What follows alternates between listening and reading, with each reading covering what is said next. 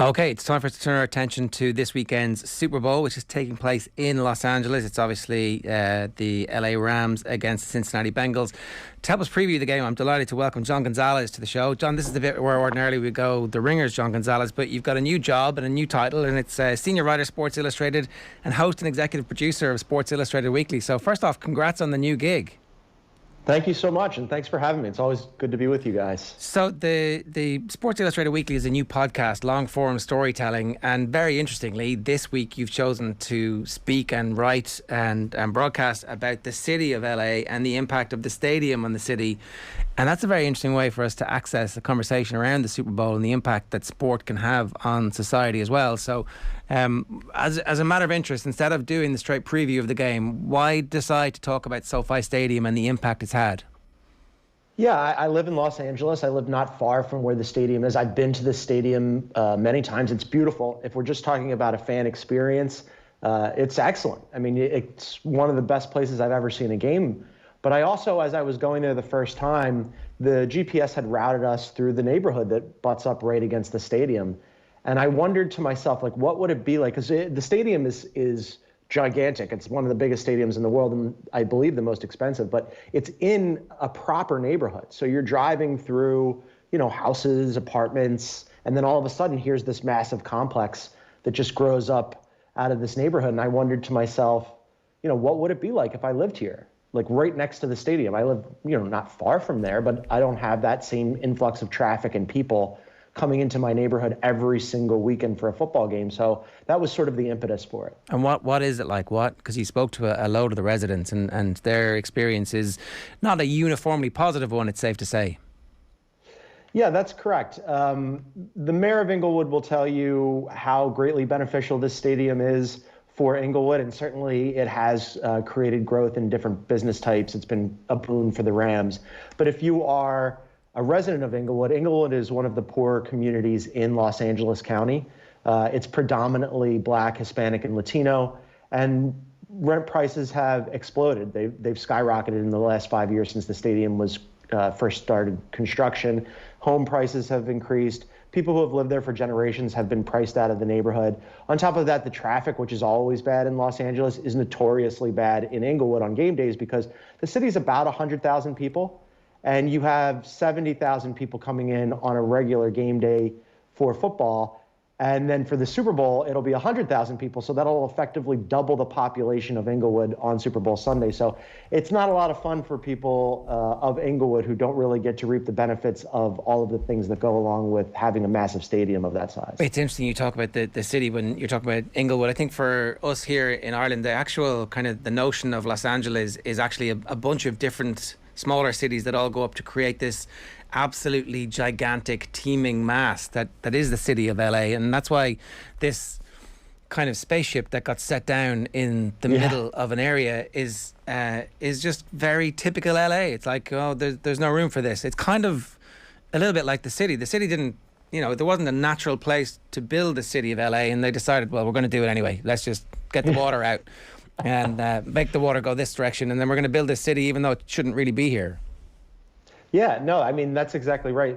I guess I should have explained that better, but you did a great job of it. Los Angeles County has 88, I believe, incorporated cities within it, right? There's the city of Los Angeles, but that's a small part of Los Angeles County. So there are all these other incorporated cities that make up greater Los Angeles that make it the biggest most sprawling city in terms of square footage in the country. I think it's like, 4,000 square miles. It's absurd. I mean, you could drive, I say all the time, you could drive an hour and a half from Los Angeles to Los Angeles, and you're still in the same place. So Inglewood just happens to be a neighborhood where there was land existing, where they had previously had a stadium where the Lakers played, the Los Angeles Kings, the hockey team played.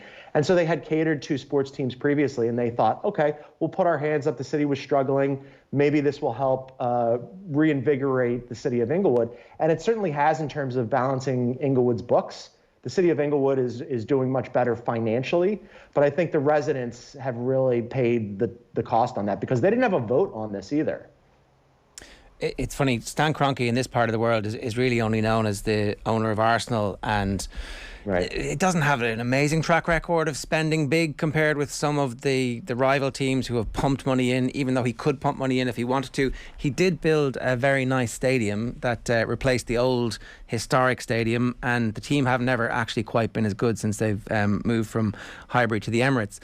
But his desire to shift the team from St. Louis to Los Angeles really was a singular, nothing's going to stop me, I'm going to do this come what may. And it seemed like everything was going great with that until the city of St. Louis, it seems now, have a very strong case for suing. I don't know if they're suing him or if it's him and the NFL, but this stadium story, which was supposed to be, oh, we're going to make everybody happy and create loads of jobs and money, it's not quite like that, is it? No, not really. I mean, it depends on who you ask, certainly. I mean, if you ask Stan Kroenke, it was a huge success, right? If you ask the mayor of Inglewood, it was a huge success. If you ask the people of St. Louis, who were left with a stadium and no team after a broken agreement, I would say that they would think it's decidedly less successful. And certainly, as we outlined, the people of Inglewood who now have this new neighbor, that again, they did not vote for this. I mean, most places when the stadium was privately financed, you were talking about, Stan Kroenke throwing money at different problems or not. Stan Kroenke privately financed a stadium here in Los Angeles, SoFi Stadium, that was over $5 billion. Okay, that part is to the good. But the people of Inglewood didn't have a say on whether or not the stadium would come to their area. Most times, when stadiums like this are built, what happens is it goes on a ballot initiative and the people get to vote on it. But because of a loophole in California state law, Inglewood was allowed to just gather signatures. They gathered about 20,000 signatures in a city of about 100,000. So roughly 20% of the community had a say in it. But then that allowed the mayor of Inglewood and city council to vote it up or down. And not surprisingly, they voted for it unanimously. And then presto, all of a sudden, if you're living in Inglewood, you have a massive new stadium in your neighborhood and you have no say in it. So I think that's the real bummer here. If you live in Inglewood, you didn't get to decide whether or not you wanted to have all of this inconvenience in your life in perpetuity. The other thing, I guess, the obsession the NFL had with putting a team and or teams, it turns out, into Los Angeles was the size of the market, as we were talking about at the start here. But it hasn't automatically transpired that the two teams who have moved to Los Angeles have suddenly met with a fan base that is hardcore and dyed in the wool and really in love with either the Rams or the Chargers. Is there any sign of that changing? I think so the Rams had a history with Los Angeles previously.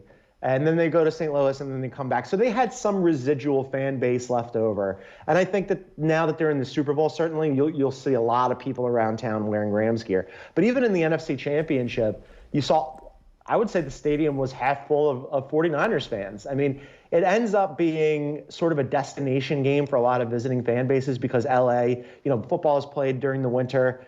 People in other cities where it's cold say, hey, let's go to Los Angeles. We'll see the new stadium. We'll see our team play the Rams or the Chargers. Won't this be a fun getaway for us?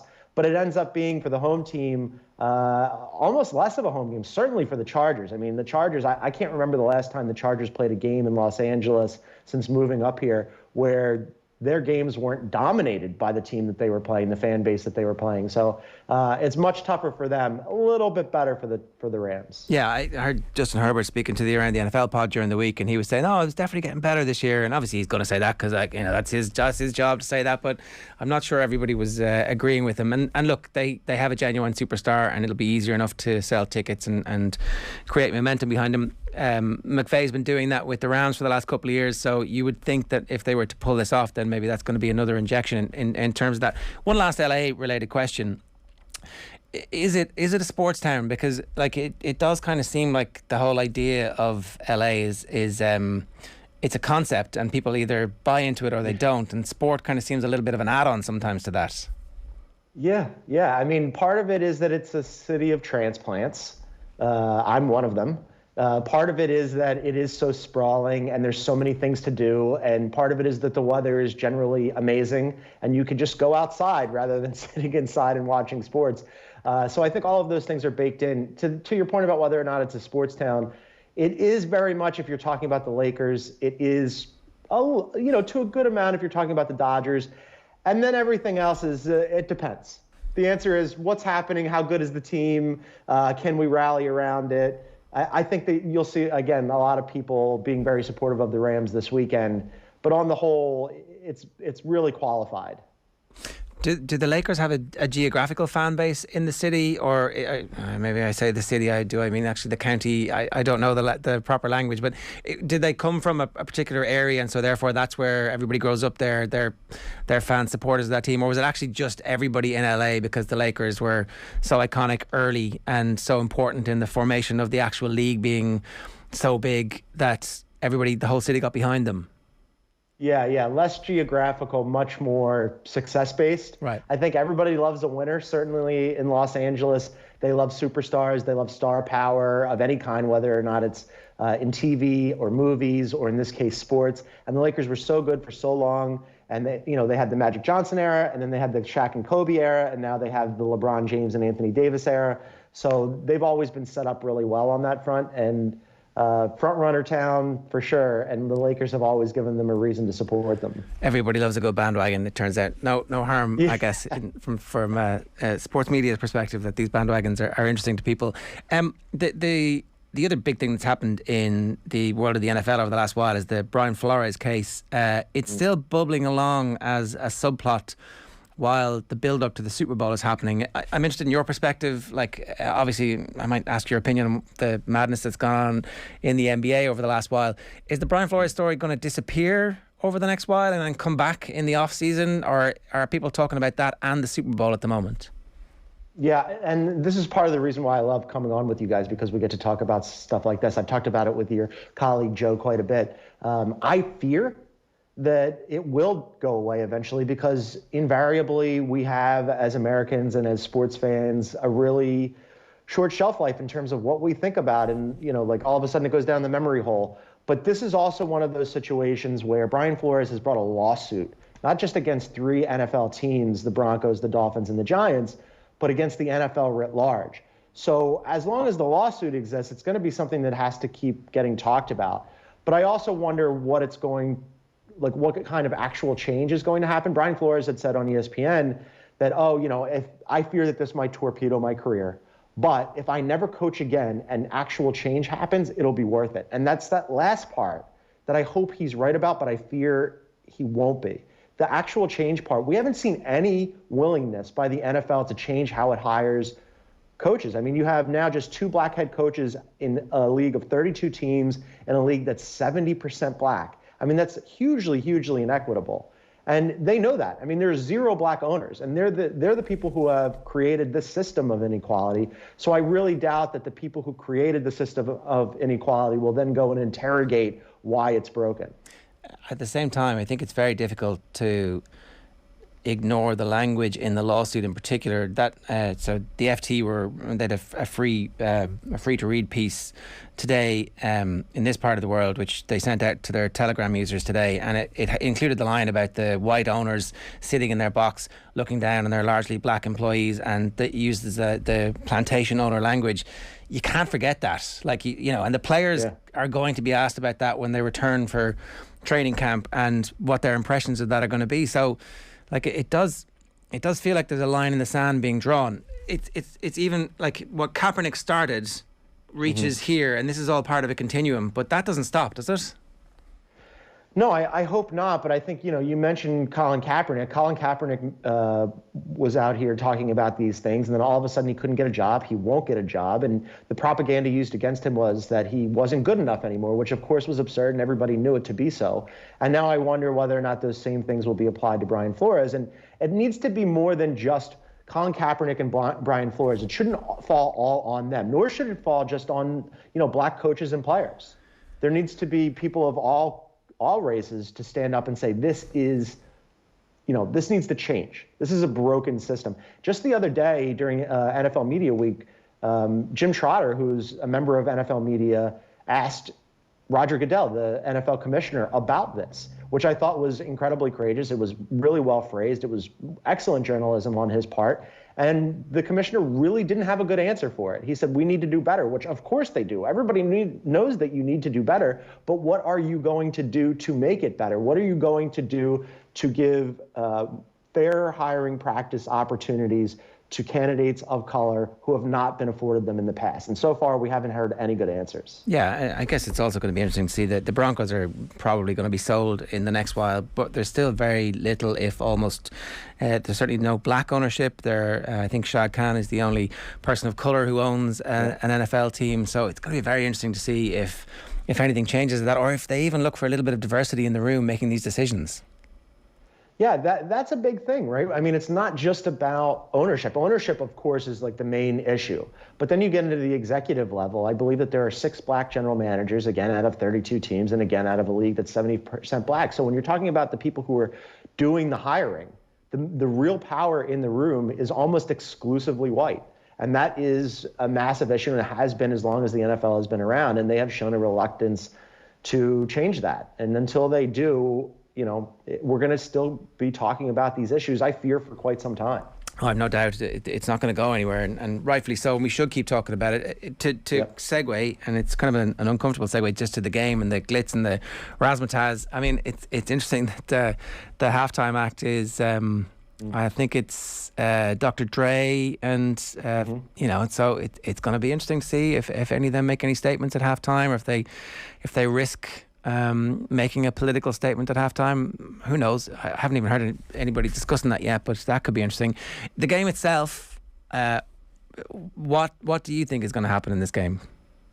I'm excited for the game. I mean, here we are, and this is such a great point, right? We spent this entire conversation so far talking about all the things swirling around the NFL and nothing about the game. And that's exactly what's happening in the States right now. Nobody's really talking about the game because there are all these other issues around the NFL that are ancillary to the sport that have dominated it. And, you mentioned the halftime show. I believe Dr. Dre said the other day or one of the guys who was part of the halftime show said that it needs to be more diversity beyond the halftime show.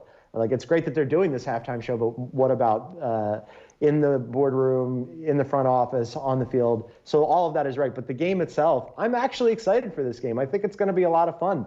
The Bengals haven't won a playoff game prior to this year in 31 years, and all of a sudden they're in the Super Bowl. Joe Burrow is really exciting. His young wide receivers are really exciting. And then you've got the Rams, who went all in and traded away Jared Goff and a bunch of draft picks because Les Snead decided he was going to place a heavy bet on Matt Stafford, and it paid off. So I think the game, when we finally get to it, will be great. In fairness to Les Snead, he also placed a heavy bet on Von Miller, and he took the risk with Odell Beckham Jr. It just seems mad that nobody else wanted Odell Beckham Jr., that nobody else was willing to take the risk. Like in any other sport, if somebody with that talent was available, there would have been a huge auction for him. I realised that he'd blotted his copybook twice, really, but he's playing really, really well.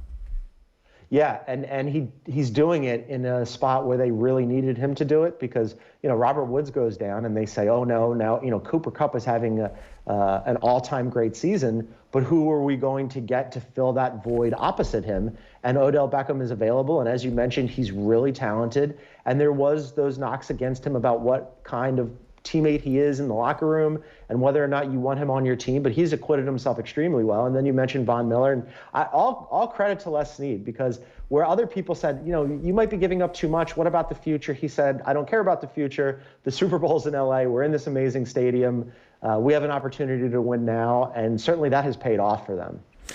Everybody should go and listen to your new podcast and read your long piece about the football. But before I let you go, you've got your 76ers cap on. So I love it. The wild trades that, I don't fully understand the exact size of what has happened, but it seems like every account I follow, even the football accounts, are like, oh my God, this is one of the biggest trades that's ever happened, it feels like. Yeah, the Sixers have a knack for doing that. Ben Simmons hadn't been playing all season, had decided that he didn't want to play for the Sixers anymore. He was done with them. And James Harden recently did something that James Harden has, been known to do, which is that he didn't want to be where he was anymore. So he was going to give, I'd say, less than full effort in order to force his way out. And so he's reunited with his former general manager in Philadelphia, and Daryl Morey. Ben Simmons gets what he wants, gets out of Philadelphia, goes to a situation that I think will be pretty good for him. This is one of those rare trades where I believe everybody wins. The players win, the teams win. I'm ecstatic. I can't wait to see James Harden next to Joel Embiid. All of a sudden, this is a really fun time, not just for the Eastern Conference, but for basketball in general, because the trade deadline was bananas yesterday, and I'm really excited to see how it shakes out. So it's Harden and Millsap in exchange for Simmons, Seth Curry, Andre Drummond, and 2 first-round picks. That's quite the haul for both teams. Yeah. I think, from the Sixers' perspective, you're not getting anything out of Ben Simmons because he just literally wasn't playing. So for them, it's kind of trading away Seth Curry and Andre Drummond and 2 draft picks in order to get James Harden. And on the flip side, James Harden didn't want to be there. You add some really useful pieces. You get some nice draft picks down the line that could be useful. And of course, Ben Simmons, I think, would be a good fit next to Kyrie and KD. He's a fantastic defender, a great passer. He's awesome in the open floor. He can switch 1 through 5 defensively. Again, I think it works out for both teams. I'm excited, though, to see what happens when the Nets play at the Sixers on March 10th, and whether or not Ben Simmons will show up for that game. Because if so, I hope he has his earplugs in. It's not going to be a warm welcome. You Philadelphians, you're so nice to people who've snubbed you in the past as a city. Yeah, we'll throw our arms around him. It'll be great. Yeah, exactly. I managed to see Carson Wentz play once in Philadelphia. It was towards the end. It was a very interesting experience, and they lost against Andrew Luck. It was like, they don't really like this guy. They've just decided they've turned on him, and they let him know very, very frequently in the middle of the game. It was a very interesting experience. One last thing I just wanted to bring up. I was looking back. It was 2017. Our Super Bowl preview was with Chris Westling. He was good enough to answer our email and to come on the show, and immediately we got this flood of text, and that's even 5 years ago, about people, or from people who were like thrilled that one of the around the NFLers had deigned to grace us with their presence. And of course he did. He was such a gentleman to come on the show. And it's just fated that the city that he lived in and made his celebrity and his name for all the work that he did is LA, but the team that he had fallen in love with and then fallen out of love with, the Bengals, end up in the Super Bowl this year. So I just wanted to mention that in passing before we go, because I know obviously for you guys it's a personal thing. I'm so glad you brought this up. Chris, when you mentioned the Around the NFL podcast earlier, that made me smile, because those guys, they're awesome at what they do, but they're also some of my best friends. And Chris was my first friend when I moved here to Los Angeles, the first person that I became buddies with, and we were friends immediately. And, I really miss him, and a lot of people do. And I think the Around the NFL podcast has such a huge reach. They're obviously huge in Ireland, they're huge in England, and they're huge here in the States. And there's so many people who have reached out and said that they felt like they knew Chris because of listening to him on the podcast. And I was so lucky to actually know him and to call him my friend, and he was like family. And we had his wife, Lakeisha, and Dan Hansis, and Mark Sessler, and Greg Rosenthal, and my wife, Colleen Wolfe, all on my podcast to remember Wes, because it's a year since his passing. And it really does feel like Chris made this happen, because Lakeisha, his wife, is a Rams fan. So their 2 teams are in the Super Bowl. We've been calling it the Westling Bowl. And, I wish Chris was here, but to see this game to get those 2 teams play each other, it feels like he is. Well, look, we'll keep an eye out for the butterflies on the day itself. John, great stuff. Congrats on the new gig, and everybody should tune into the podcast. Thanks a million. Thank you so much for having me.